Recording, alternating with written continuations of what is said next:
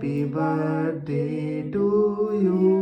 মেয়ের যেদিন জন্মদিন ছিল তার আগের দিন রাত্রিবেলায় কেক কাটা হয়েছিল জন্মদিন সেলিব্রেট করার জন্য। তেমন কাউকে বলা হয়নি, বাড়ির সকলে মিলে কেক কেটে ওকে উইশ করা হয়েছিল। পরদিন সকালবেলায় পাঁচ তরকারি ভাত রান্না করে খাওয়ানোর কথা থাকলেও বিশেষ কারণবশত রান্না করা সম্ভব হয়নি। কয়েকদিন পরে ওকে পাঁচ তরকারি ভাত রান্না করে দেওয়ার আয়োজন হয়েছিল। সেই মতো সকালবেলায় উঠে সমস্ত আনাজপাতি কেটে গুছিয়ে নিয়ে কলাপাতা ব্লাঞ্চ করে নিয়েছিলাম, কারণ ও পাতুরি খেতে ভালোবাসে আর ভালোবাসে চিংড়ি মাছের মালাইকারি খেতে। সেই মতোই রান্না হয়েছিল।